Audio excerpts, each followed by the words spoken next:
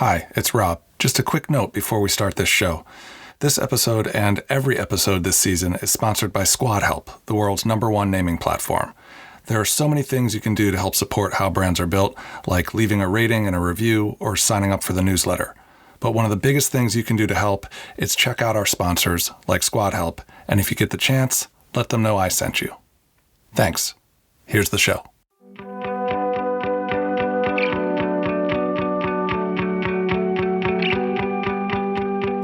Welcome to How Brands Are Built, where branding professionals get into the details of what they do and how they do it. I'm your host, Rob Meyerson. Thanks for listening.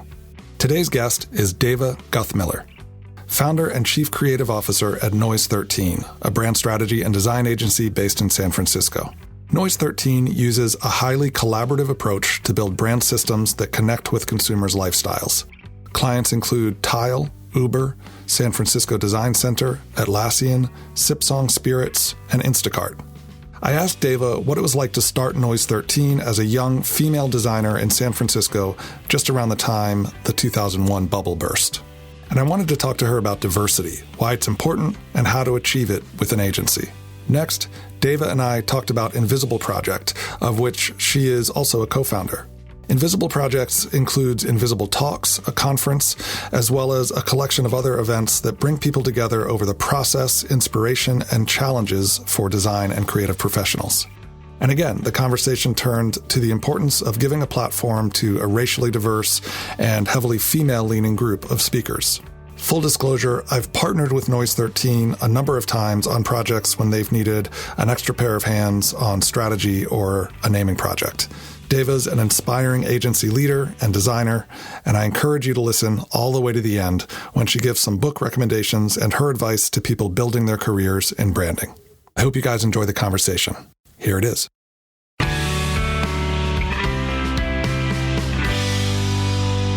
Dava, thanks so much for joining me on the show. Hello, nice to talk to you. So tell me a little bit about Noise 13, how and why you started it and how it's grown over the past, I guess it's 20 years now. Is that right? Almost 21. Wow. I know. Yeah. So, I went to school for design. I went to Academy of Art, and I was working at another design agency, like my senior year. And about 2 years into that job, I finally took my first big vacation, came back from vacation and got in an enormous fight with my boss. And, it's when you sort of realize that you're not the right fit, or that the culture has changed around you. You had some kind of epiphany on the vacation or something like that? No, it was when I returned. Okay. The day after I returned, we met, we got in an argument, and I quit on the spot. Wow. So it was not planned, I did assume that I would have my own business someday. I grew up, my parents had their own business, and, it just seemed like something I wanted to do, but, maybe not when I was 25. Right. So I had one freelance client at the time. So that was like October-ish of 99. And one client turned into many. And so by January of 2000, started Noise 13. Yeah. I started with like an intern. Yeah. And that's an interesting time to have started a business as well, because that was the .com burst. So you've been through the 2001 bubble burst and obviously 2008 as well. So maybe fast forward a little bit for us. It's gone from you and an intern to what is Noise like now? Yeah. So, those first few years, I would say probably even the first 10 years, we worked with really small companies, and we sort of fluxed in that, 6 to 8 people range. Mm-hmm. And then in 2013, we moved offices and started working with Uber at the end of 2013, beginning of 14.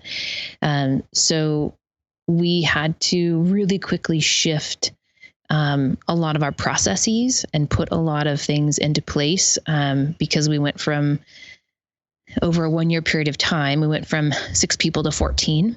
Wow. And it was really to accommodate the growth of Uber. We had we were working with them from sort of that 20 cities to 200. That was that span of time of their crazy growth. It was about, 2.5, 3 years that we worked with them, which, when you're working with a brand that is growing globally at a rate that's just insanity, you're forced to put processes in place, and both for your own brand, but also for the brands that you're working with. And, it's very much learning on the job, which is the way I have tackled noise all along, because, I had 2 years experience at another agency and then started. So, Yeah.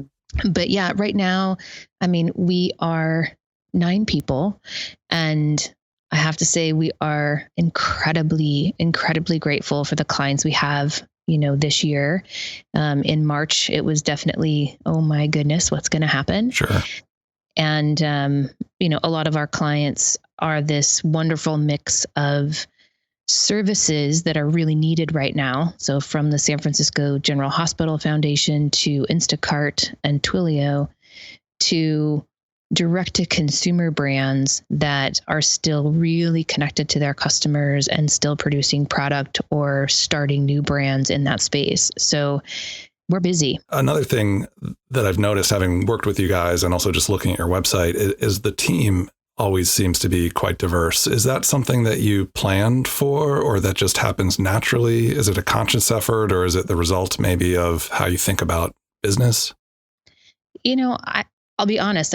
Noise started out really, really small. A lot of our employees started out as interns, and we sort of trained them up. And we aren't the big company, and we don't have the big budgets. So, people had to really want to be here. They needed to be both diverse in their thinking as well as in their skill set. At one point, I think Miriam, who's one of our strategists, said that we hire Swiss Army knife talent. It's really strong as one tool, but they have all of these other accessories that are really powerful. And I think those types of people, at least the ones who have been attracted to noise and to working with me, have been a really diverse set. I think because I am so used to training people into the job, starting with a lot of interns and sort of guiding them up, we're okay if somebody doesn't have like the typical schooling. Mm-hmm. We're okay if somebody doesn't have the big name company background. They need to have the skill set and the creativity to do the work, but we can train for a lot of other things. And it makes for amazing team members. Unfortunately, they grow up here and then they go off and they're super fantastic and famous other places. But, part of my ethos in the company has always been to support people and companies that I believe in to thrive. Right. And doing that means that you're open to having employees who are better than you at certain things. Right. Or that don't have exactly a perfect skill set because that you can guide them up. So I think short answer, it's been a kind of a natural thing. Wasn't really aware of how diverse our team was until, recently when we looked back. But now we're putting really thoughtful plans in place to how to make sure that continues because I'm not the only one doing hiring now. Right. So you mentioned that as a small agency, sometimes people come to Noise kind of as interns, they train up and then maybe they go to some bigger agencies. I'm sure that's not the career path everybody chooses to take, but it is a somewhat typical one. In that way, I suppose your diversity as Noise is perhaps a benefit to the industry in that you're putting more diverse talent into those bigger agencies. First off, I guess just the premise. Do you feel like there's a lack of diversity in the design world or in the brand consulting world? And if so, I suppose what I just mentioned about Noise maybe is a way of improving that. But are there other things that you think need to be done to kind of change hiring practices or anything like that? And I can speak primarily to what's happening in the Bay Area because I've been in the Bay for 25 years. Yes, I do think that there's a lack of diversity, especially at the leadership level. As a female business owner, I notice a lot that there's less females, or there were when I started. It's gotten a lot better. But one of the things with diversity in general is, and I learned this from Creative Reaction Lab, that you need to clarify how you are using the terminology. That, diversity, especially when we're talking about design and tech, is very much focused on people of color, Black and brown. So Hispanic and African American, and making sure that those backgrounds are represented, because there is, especially in the Bay Area, all Asian cultures have been in the Bay Area for a really long time, and they're going to the schools here. It's how the schools are marketing themselves to, affluent Asian countries. And, I'm being very broad in the term, Asian, from, India to Japan to China. Mm-hmm. And so there is that level of diversity, but I think the access to design, even classes, right, is something that needs to be worked on. I grew up in a really small town near the Sacramento Valley, right? Yeah. There was, obviously I'm a little older, but like design is not a thing, right? It's very much focused on trade and blue collar and those kinds of things. And that was what was around. It's still what's around. It's still what the focus is. So, providing access to even the awareness that those jobs exist, and that there are mentors and leaders who look like you, who are there to support and help, I think is super, super important. Well, speaking of diversity, and this is one of the other things I really wanted to talk to you about. You're quite busy because you're running Noise 13, but then you've also taken it upon yourself to start an entirely new venture here with something called Invisible Talks. So you started about 3 years ago, and you've launched this brand, Invisible Projects, into the world. So can you talk a little bit about what that is and what led you to create Invisible? Yeah, Invisible came about because a really good friend of mine, Ariana Orland, and I were working on the AIGA Design Week. I think in like 2017. She was on the board of Design Week and had asked me to help with the launch party. And in that process of planning for AIGA Design Week, we really realized that a lot of the design conferences out there, or organizations that we have been a part of for a really long time, weren't serving all the needs that we had as more senior creatives. I'm still a member of AIGA, and, controversy or not, I think that they do a lot of great things, especially for younger creatives and, the industry at large. But Ariana and I were kind of in the same mental space, right? Where we had about 20 years experience. We're the behind the scenes. We're the people who create the designs for others. We get others promoted. We support other team members. But you get into the day-to-day of design leadership and you realize, like, I need to get out of my circle. I need to meet new people. We need to use all of this experience and this insight that we have into our industry and be in front of the stage and not just behind it. So there's a combination of this emotional need of wanting to connect to our peers, wanting to have a stronger voice in the industry, and just really wanting to talk about the bigger subject matter, right? Mm-hmm. I think there's some amazing conferences out there that are super inspiring, and you get to see beautiful work and technique and process. But what was jazzing us was like, mm-hmm. when a designer talks to an architect, talks to a photographer, talks to a writer, she and I both are really huge advocates for all of those people coming together to solve a problem and not just sticking to your one medium. Yes, the sort of interdisciplinary nature of it, or cross-pollination, so to speak. Yeah. So all of those things together, plus the fact that we're like, okay, we do this for other people all the time. I've been planning events for, 15 years with other organizations. Like, we could totally do this. And so out of total naivete of like, okay, sure, we can put together a 300 person event. We're like, let's just try it out, right? Worst case scenario, we do it 1 year and we have fun, but it fails and we move on. Mm-hmm. That wasn't the case. So yeah, very excited. Well, I want to, this is how brands are built. So I want to get into the weeds of how you've built the Invisible brand. And it's funny that you say you did it for clients a number of times, but I'm sure it's quite different once you become the client.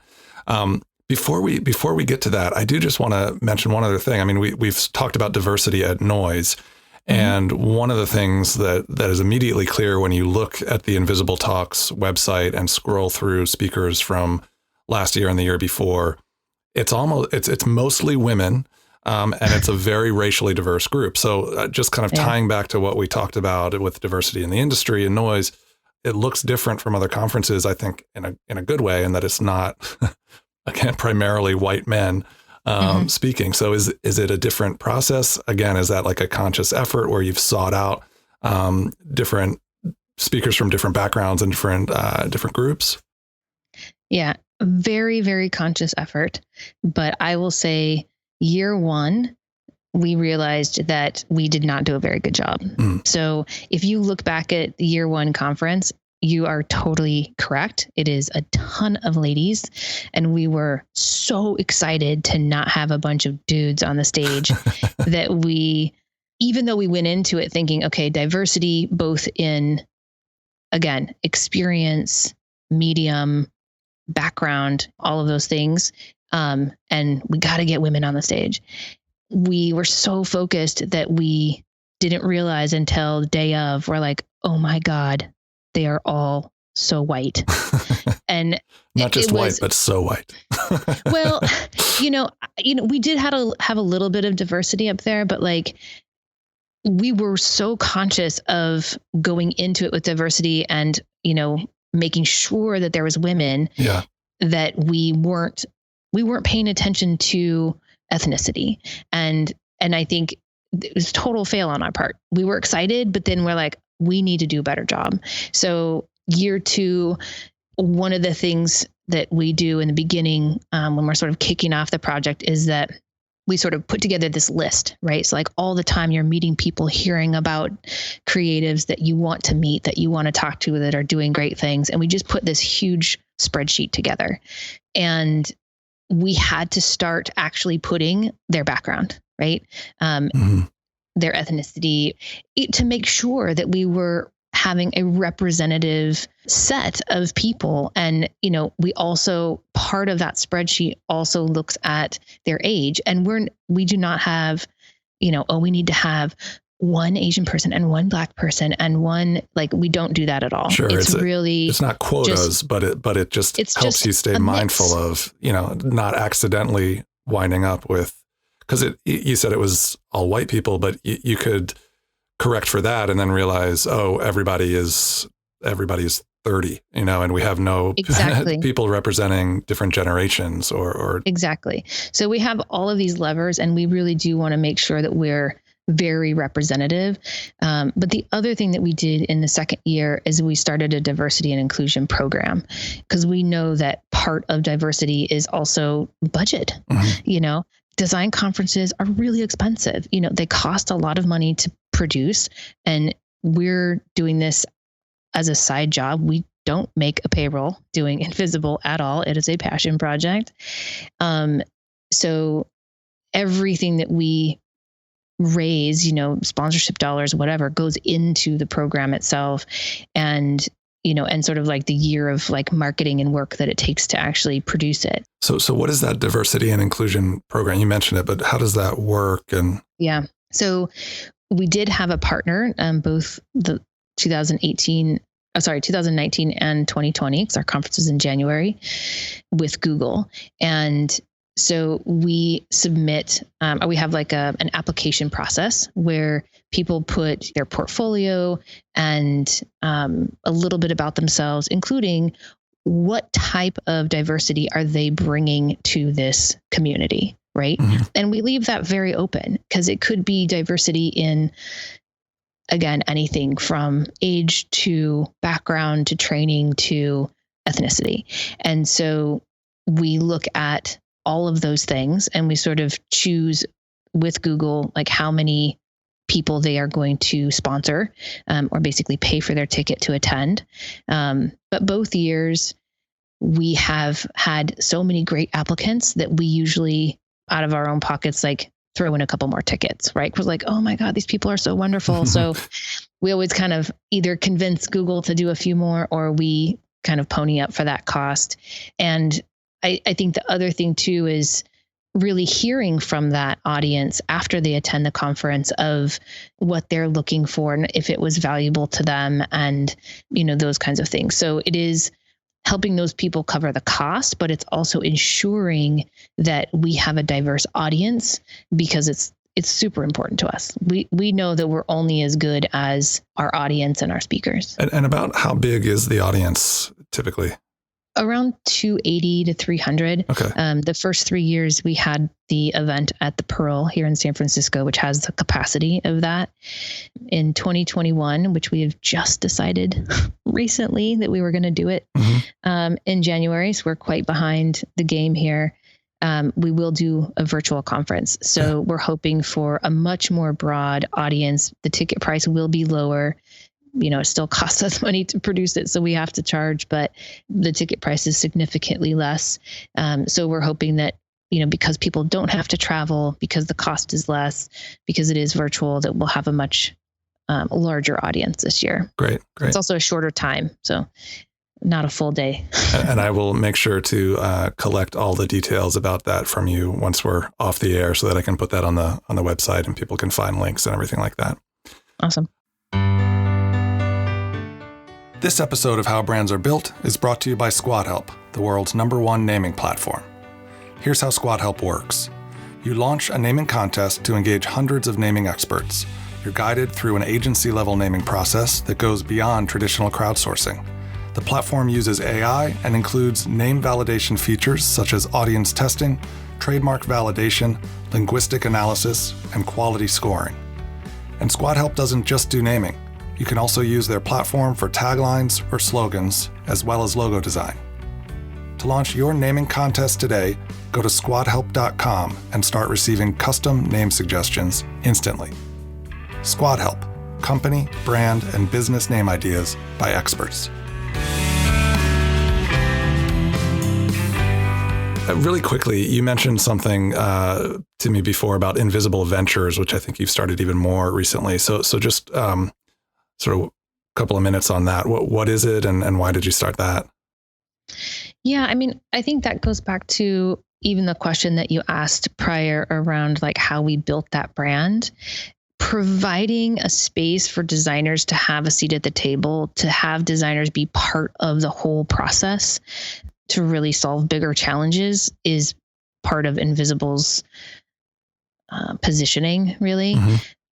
The venture side of that was a way for us to support creative-led businesses and to encourage and almost train, especially tech, about the importance of making sure that their designers are not just service providers, that they are these valuable team members and they need to be supported, not an afterthought after development on a product.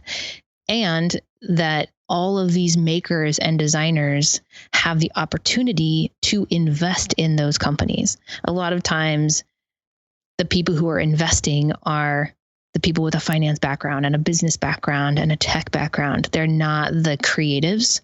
And I think putting your money and your advice into companies as a maker and a creator creates more of the same, right? Of having that conversation at a more full business process level, even when it comes to finance. So it becomes I don't want to, this maybe sort of devalues it to use this word, but it becomes a proof point. I know you didn't create it to be a proof point for the brand that you've created, but it becomes that, and it sort of substantiates the positioning, to use your word, for Invisible Ventures. So since you used that word, let's get into the nerdier part of building that brand. Like I said before, you were the client this time, so maybe it was a little bit different. creating this event and the branding for it than what you've done. Just talk a little bit about how you did it, what you learned along the way. Yeah. Year one, because we didn't know how well it would go or if we would continue, we're like, you know what? We're doing this because it's our passion. It's because we want it to be this exciting, fun thing for ourselves. So we gave ourselves a challenge, Ariana and myself, of like just full on experimenting the first year. Like, I'll take a step back. We started with a name, right? Okay. Here's what we want to have. This is the kind of conference we want to produce. What do we call it?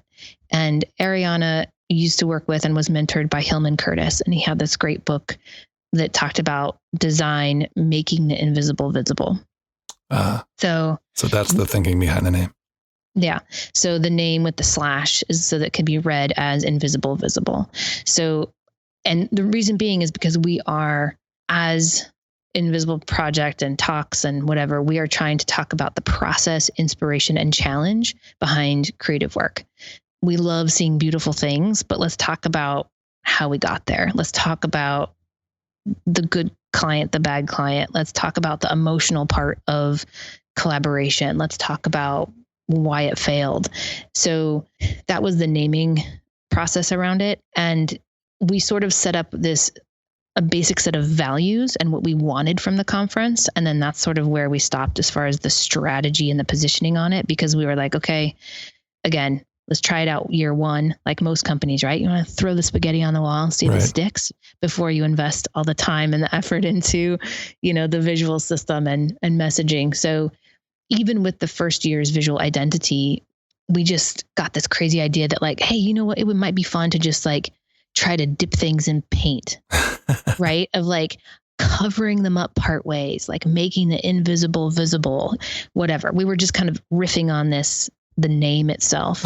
And we literally like went to the dollar store, bought a bunch of junk, bought a couple gallons of paint and sat here in this room and like dunked things in paint. And then we're like, oh, we should video that and we should take photos of that. And that became the identity for the year, or the visual system. And I think, which was really fun and experimental. And then, the next year, we tried something else. And because it is an event, because it happens, one day, and then we have this other subsequent programming throughout the year, it allows us to be more playful and experimental than having like this identity that needs to last for 10 or 20 years, right? Yeah, that does seem to be, I wonder if that's unique to events, but annual conferences, they have their themes usually each year. And then a lot of times they'll have almost a completely different visual identity. I'm thinking of like the brand new conference. They obviously put a huge amount of work into creating something unique each year. Byrony is so passionate about, she was actually a speaker one year at Invisible and kind of talked about that really process oriented, designing for designers. And, I wish that I had the time and the stamina to do the in-depth work that she does. We definitely don't do that. I mean, again, it's coming out of our pockets to do this design work, and Noise is the team that does that design, but we have other clients, right? And those clients come first. So we don't probably go as deep or as experimental as we would like to visually. But again, the visuals for Invisible Project and Invisible Talks are really there to they're there to get people there. They're there to support the speakers and the theme, if we have one. And to that point, like year two, we said, okay, it's time. This is going to stick. We're going to keep doing this. We should put together a proper brand positioning.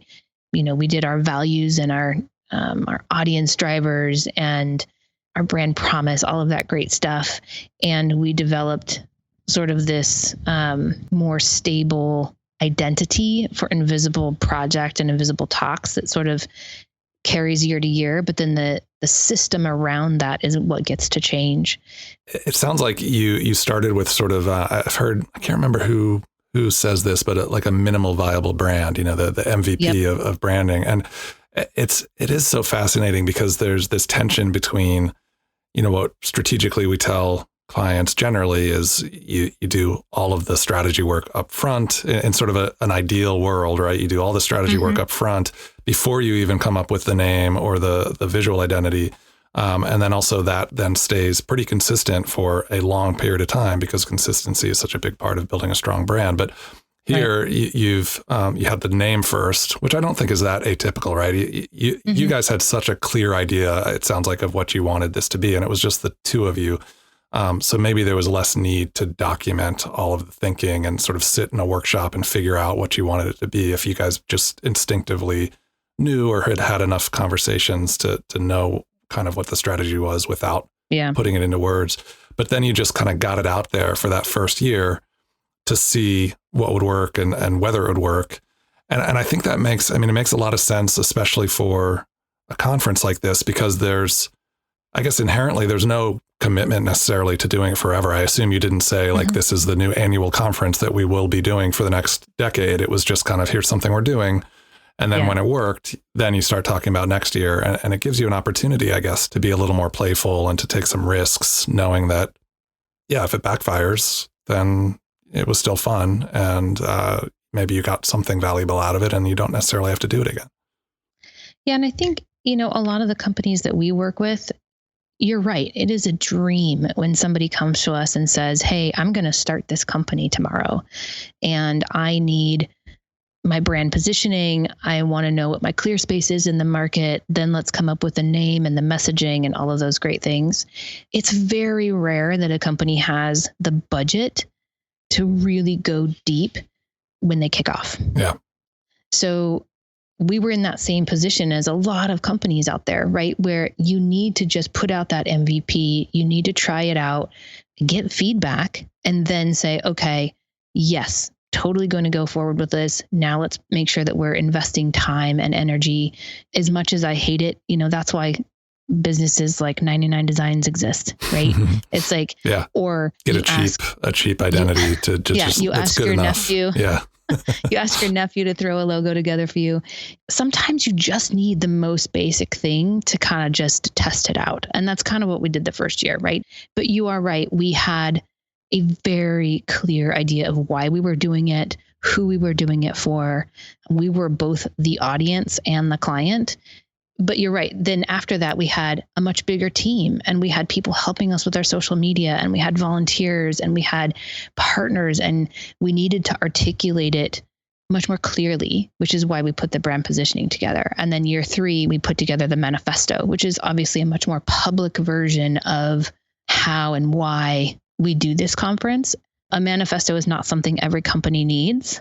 It's sort of like this rule book or guidebook of like why we exist. But there was so many reasons, right? And so we're like, okay, that's, when you're doing your positioning pillars, you try to narrow it down to 3. And when you're doing your values, you want to narrow that, so in brand strategy, you want to focus and narrow things down. And the manifesto was a way for us to elaborate the examples of how those things came to life. And because this is a community, we did it in a manifesto that we could share. Yeah, I've read that and it's really nicely done. I'm sure took quite a bit of effort, having created things like that. I know that if you do it right, it looks like maybe it was simple to write, but of course you probably had debates over every single word in that manifesto. Yeah. Now that you have it, I'm curious, did it change your thinking on any other aspects of the brand? Do you feel like in the future it will somehow influence decisions that you make around the brand? Or is it mostly just a public statement that you wanted to put out there as a way of kind of reinforcing what Invisible is all about? It was done as that public statement, but these are all of the values and the ideas that sort of brought us to this place anyways. Ariana and I have a really hard time saying no. When we sit down and we think about the future of Invisible Project and all the things that could be, it's like, we're going to take over the world.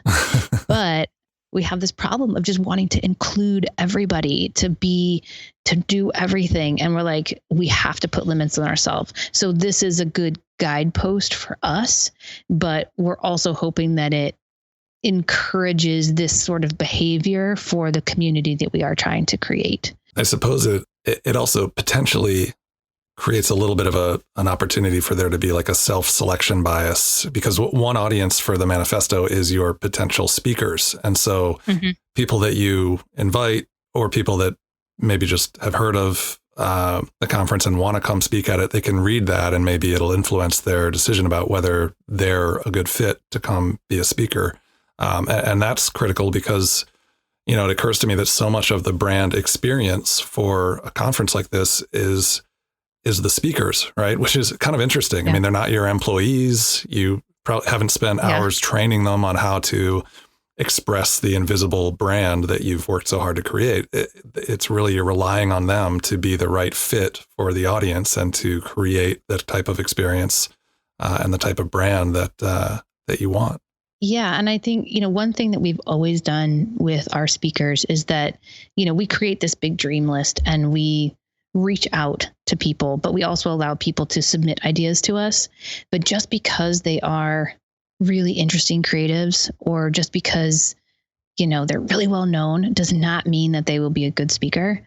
And not every talk pitch is the right fit for this audience. Right. So we do have conversations with every single one of our speakers, and we talk to them about what are the types of things that they could talk about, what would be valuable. We can suggest and we can guide and we can explain what people are coming to this conference for, but they still get to represent themselves. They're going to get on stage and say whatever they want. And each year we learn more and more about what our audience is craving. And we get feedback from our audience of what they want to see. So it's a constant feedback loop. Yeah. And you're right. It is. We are only as good as the experience somebody leaves the conference with.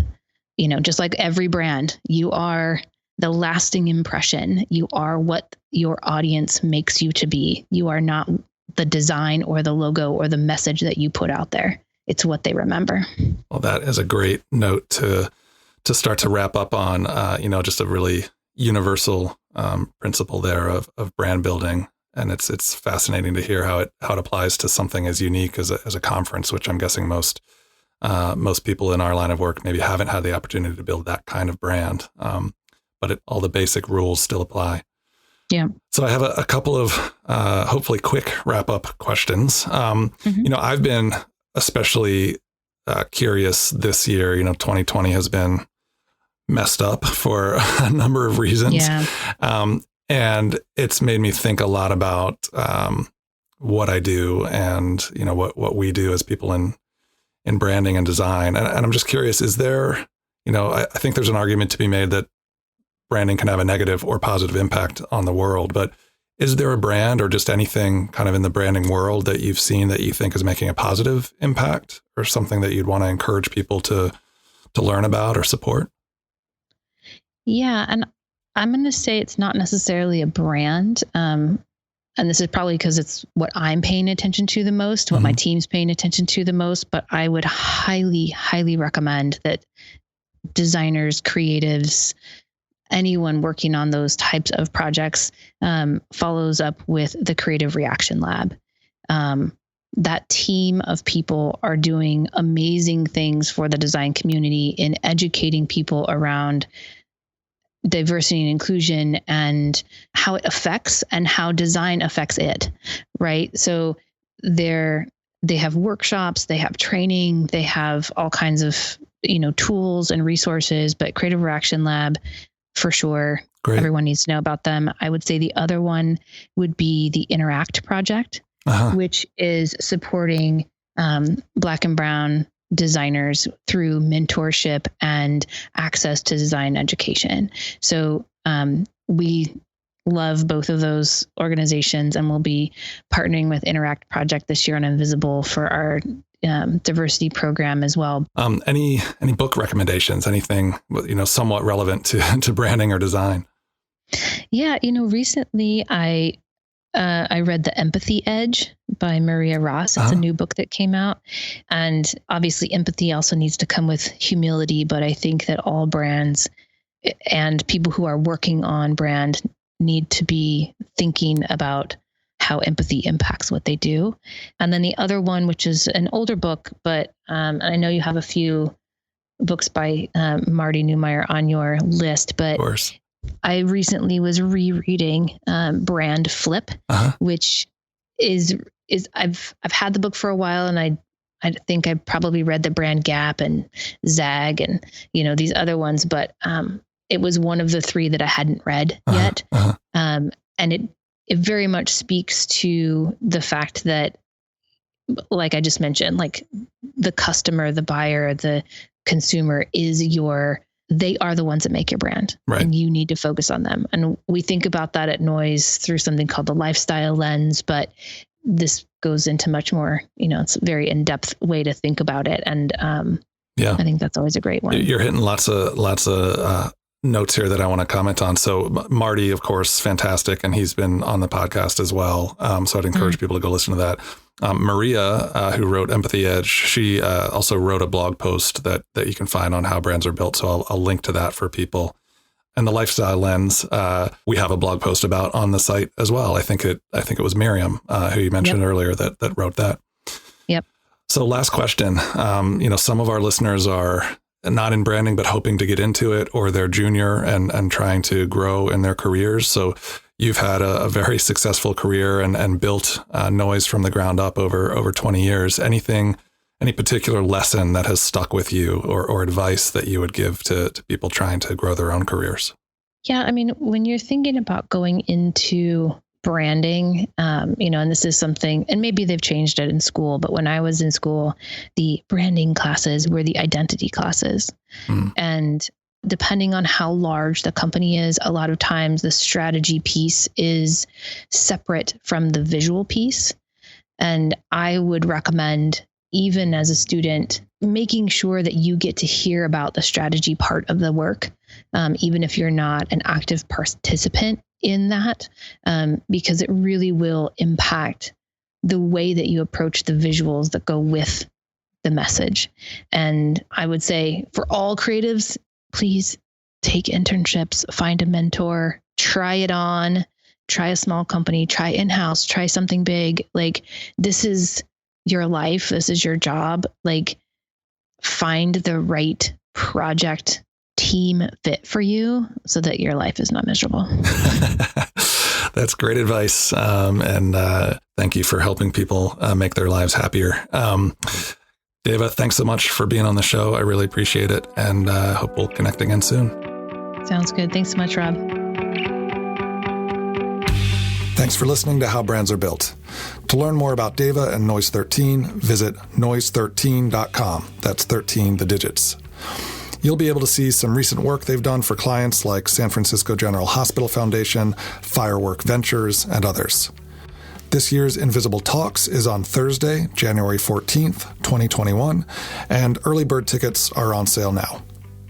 Visit invisibletalks.com to learn more about the event and see the brand Dava and Noise 13 created for Invisible Projects. If you're enjoying How Brands Are Built, please leave a rating and a review and subscribe wherever you get your podcasts. Check out howbrandsarebuilt.com for additional content, including blog posts, a newsletter, some how-to articles, definitions of branding terms, and Q&A sessions with designers and strategists. How Brands Are Built is a production of Heirloom Agency, LLC.